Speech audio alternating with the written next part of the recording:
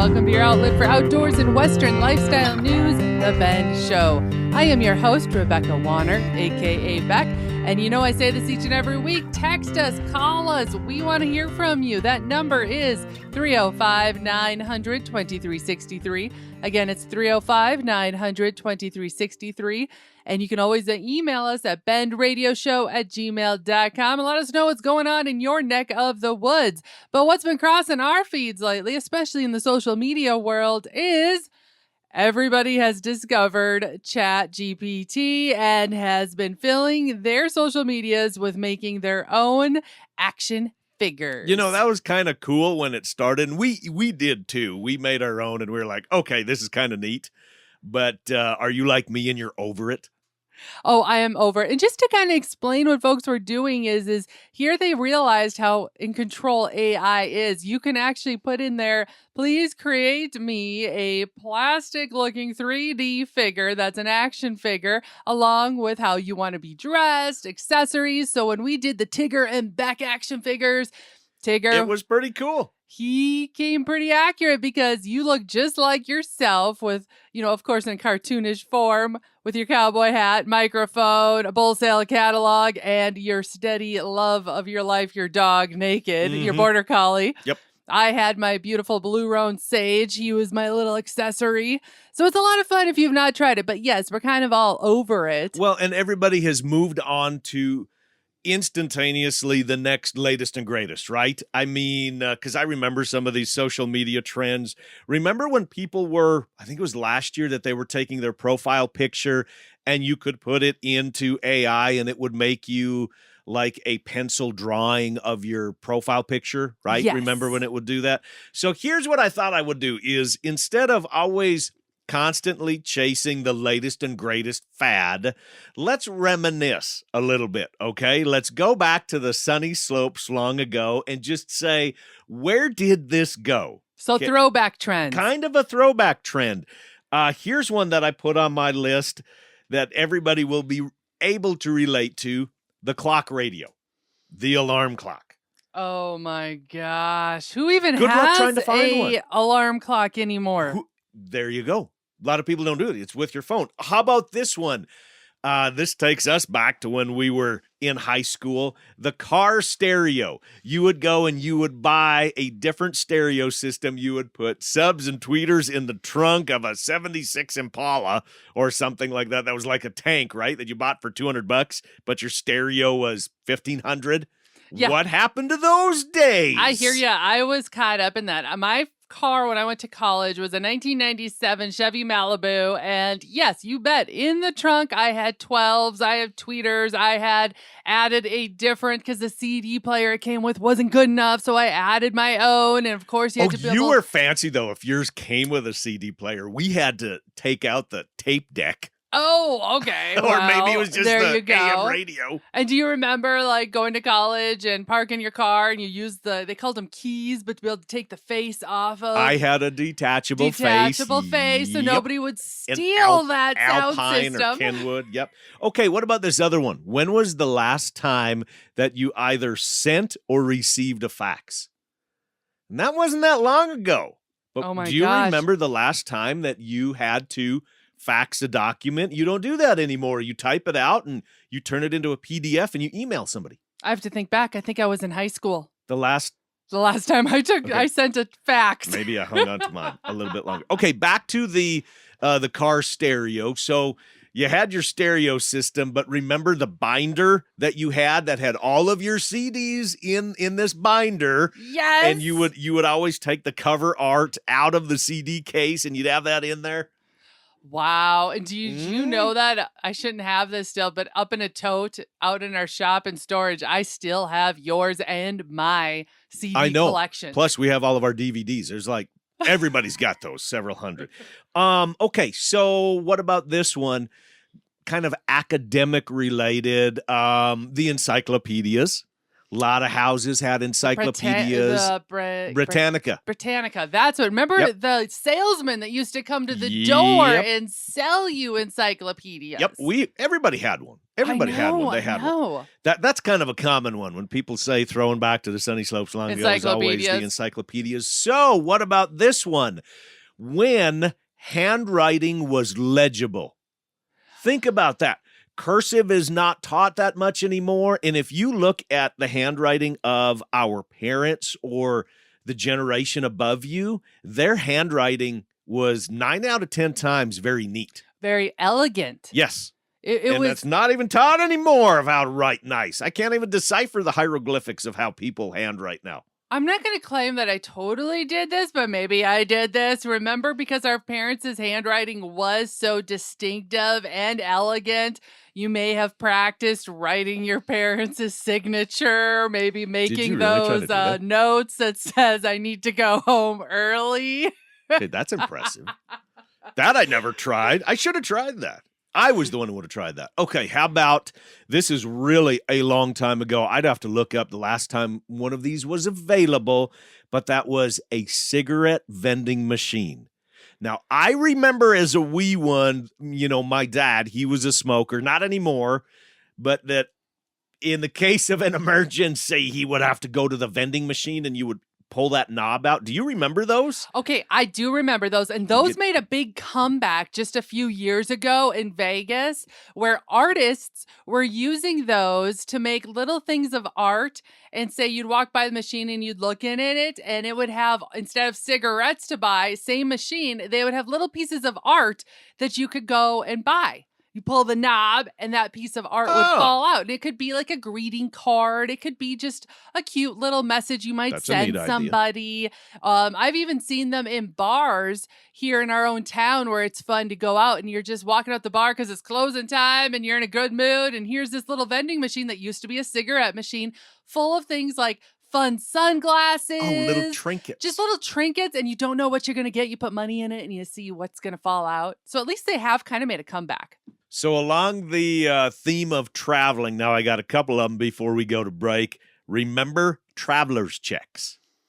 Wow. Traveler's checks. When was the last time that you heard of anyone using traveler's checks? Because I remember when our family or my sisters would travel that they would always have the American Express traveler checks.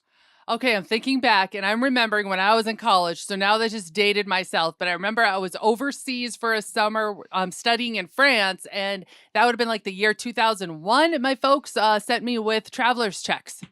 That's probably the last time I've used them. Could they be redeemed? If you had a wallet with some of these, could they be redeemed today? Still? Yeah. Oh, I have no idea. I have no idea. Okay, my last one here before we go to break, kind of along traveling, is camera film, right? Oh my, that yes. You always had film in your camera. This was before the digital cameras that you carried around and you had film in your camera, or even on top of that, that you could do something dumb and you didn't have to worry about somebody filming it and it's showing up on social media. Within seconds? Within seconds. Or I'm live. just going to throw that one there. So, the sunny slopes long ago. Well done there, Tigger. Just had to reminisce a little bit. I thought everyone would get a kick out of that and remember along. From the past to the present, after the break, we head to the Miles City Buck and Horse Sale and Rodeo in Miles City, Montana, and talk this year's entertainment. It's exciting, folks. Stay where you are. The Ben Show will be back right after this.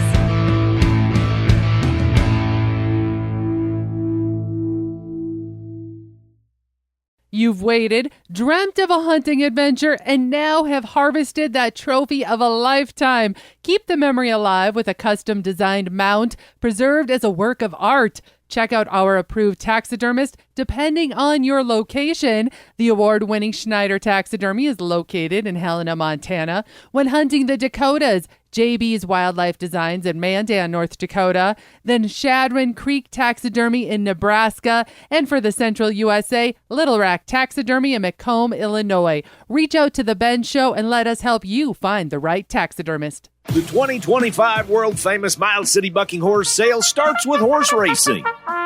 6 days with pari-mutuel wagering May 3rd and 4th on Derby days, coinciding with the Kentucky Derby that'll be shown live in Miles City, Montana. Mother's Day is extra special with the moms free to the races and more races added May 16th through the 18th. The world-famous Miles City Bucking Horse Sale where the spirit of the West comes alive. For a full schedule and tickets, head online to buckinghorsesale.com.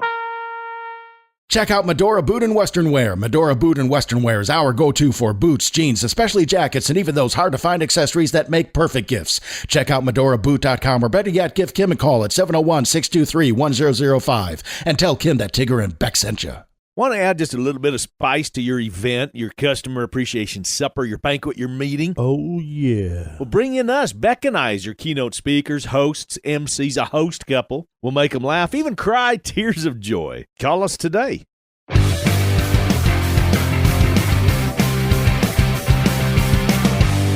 Welcome back to your outlet for outdoors and Western lifestyle, The Bend Show. I am your host, Rebecca Wanner, a.k.a. Beck, and right along shotgun, as always, my co-host, Jeff Tigger Erhardt.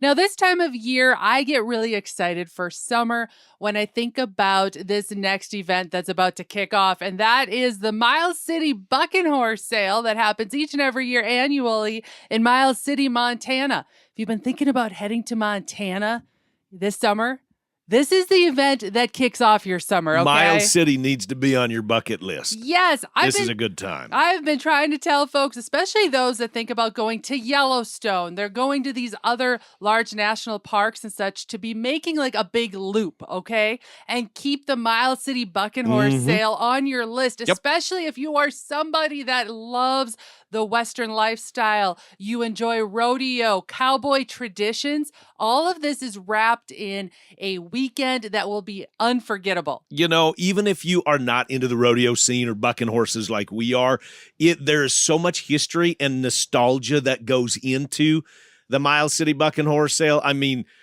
yes, a monster party. I mean, to start out with, like, for example, the Pendleton Whiskey Kickoff Concert showcasing Tanner Law's band with special guest Tiger Lily Gold and then featuring Gary Allen is kind of the kickoff on Thursday, May 15th. It's a party in the dirt is what it is. And I mean, this thing is a lot of fun. So here's what's neat is I got a hold of Tanner Laws. Now, he won the showcase band just getting started in the country music scene. He's got a neat story. The Miles City Bucking Horse Sale in May, where the showcase band had to go through a voting process. And so we got the most votes. And I don't know, we're super pumped. We haven't been that far east. We play all over Montana every weekend, but we haven't been that far east. And ranching and rodeo communities are kind of our go-to. We play a lot of swing dance and two-step and waltz kind of music. So have you been in the business a fair amount of time? Has music always been your passion? Is this something that maybe you just put together? Hopes and dreams, aspirations? Yeah, so music was definitely not ever in my plans. I always enjoyed it, but I was all about sports in school growing up. And I went to Montana Tech for civil engineering and basketball. And it was kind of in college that after I quit the basketball team, I dove into learning songs on the guitar. And that's when I really started writing a lot. And then I got a little sound system and started performing in bars. And it kind of just grew from there. And then, God bless, 2 years ago, I started to meet my band members who are incredibly talented musicians and just great individuals. And yeah, it's kind of grown and I've learned a lot and there's still a whole lot to learn, but I'm independent, not signed to a record label, and just trying to stay true to my values and also just release music that I'm proud of and that me and my friends would listen to. You taught yourself how to play guitar in college, was that right? So I took an intro to guitar class when I was a junior in high school, but I wasn't good, and then I didn't play it for like 2 years, so I lost it, you know. So yeah, pretty much I picked it up, and I couldn't play with a guitar pick in my hand or anything. It would fall out. So it was pretty much just like every day or every other day I would YouTube how to play my favorite songs at the time, which was like Luke Combs' When It Rains It Pours, or I'm a big Tyler Childers guy, so I learned like Lady May and Feathered Indians, and I just watched the YouTube videos and did a lot of learning that way. Well, this is kind of interesting because normally a lot of times, people that follow their musical passions, it was maybe something where when they were young, they were singing or something, and it was a way of expression. And here you just kind of picked this thing up and said, you know what, this will be kind of cool. Or maybe you needed the college credit or something like that, but you just decided to, I'm going to pick this up and this will be kind of a fun little hobby. And you started to pick it up and say, I like this. This is part of me, and I think I want to pursue this. Yeah, no, I did sing like as a kid, but then I got nervous and stopped doing it. I would just sing to like my parents and their friends, but no, I really enjoy bringing people together and having a good time. And also when I was at the end of high school is when I started like diving into older country more on my own, listening to the greats like Merle and Johnny Cash and guys George that tell Jones stories and all that. Yeah. I started listening to guys that actually told a story and like had something to say, and I really, really liked that. And I was wondering why the music industry was going away from that. And I was like, well, I don't really know any super famous Montana artists, and Montana's a pretty country place. I was like, why not me? So I started writing, and I love writing about things I can relate to, like fishing and hunting and outdoorsmanship and ranches and rodeos and farming and stuff like that. And that's what I was going to ask you, is if there's kind of a theme to the type of music that you like to write and like to play and perform. Yeah. I just love swing dancing. We grew up learning it in my school where I grew up in Thompson Falls, Montana, and I got more into it in college as well. So I like to write a lot of upbeat Brooks and Dunn, Alan Jackson, Chris Ledoux stuff that you can swing dance to. I really enjoy that. And then as far as themes, like I said, Montana stuff, hunting, fishing, outdoorsmanship, brandings, just classic country stuff that people that grow up in Montana experience. And yeah. So if people are not able to make it to the Pendleton Whiskey Kickoff concert, which I wish everybody could, but I understand that we all can't be in Miles City at that time.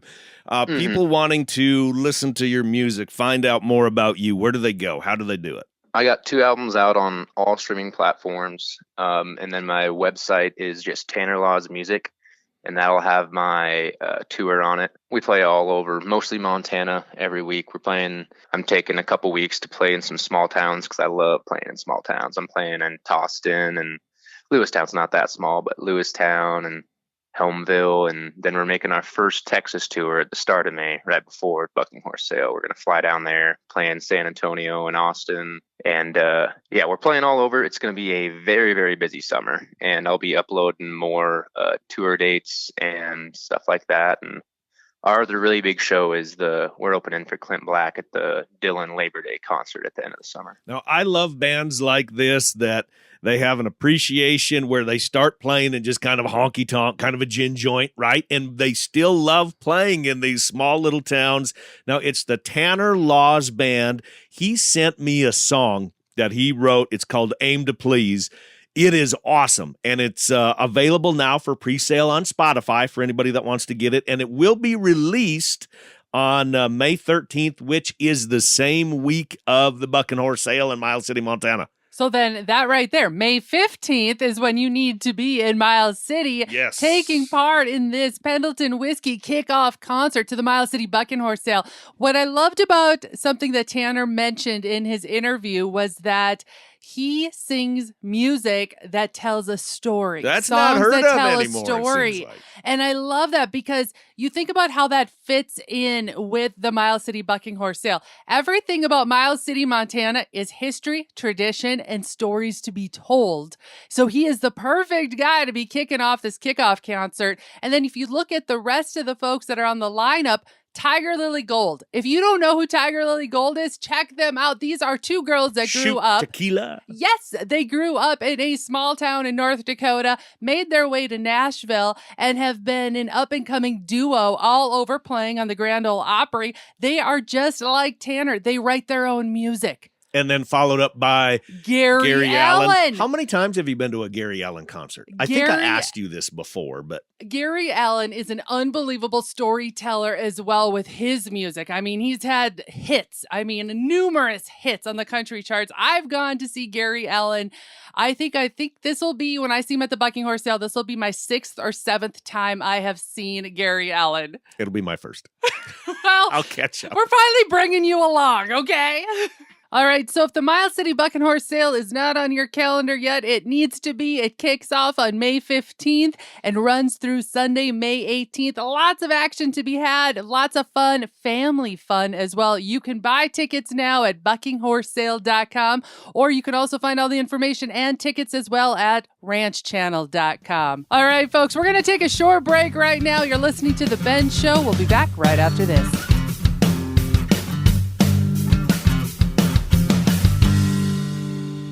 The hunt, the stories, the memories. This is Jake Fenrick with JB's Wildlife Designs. Let me capture and preserve that hunt, that story, that memory with a trophy mount to last you a lifetime. Look us up on Facebook at JB's Wildlife Designs to see samples of our taxidermy, and reach out at any time with any and all questions you may have. This is Jake Fenrick with JB's Wildlife Designs. Taxidermy is my passion. Let me preserve yours. Hey guys and gals, this is John Arman with Ultimate Outdoor Adventures TV. Ultimate Outdoor Adventures TV travels the back roads to the backwaters in pursuit of the ultimate adventure in hunting and fishing. Join Team UOA every week for exciting action in the crosshairs of the outdoors. Catch Ultimate Outdoor Adventures TV on YouTube, Amazon Prime, and make sure to follow Team UOA on Facebook and Instagram to share in the ultimate outdoor adventure.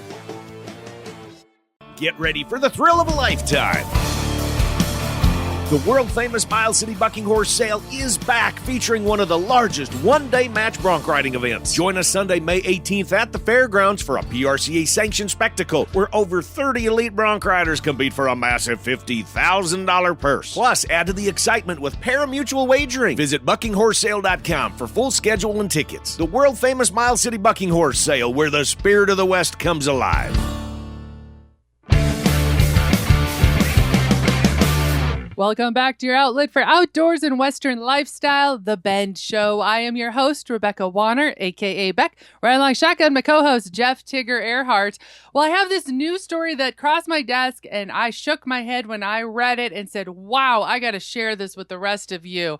Have you heard about this? We head to Georgia for this one. A Georgia man has been fined a whopping $900,000 in what authorities are calling the largest taxidermy bird bust in U.S. history. Dr. John Waldrop of Catalua, Georgia, was sentenced in April for illegally trafficking thousands of rare and endangered bird mounts and eggs from around the world, including some species possibly extinct.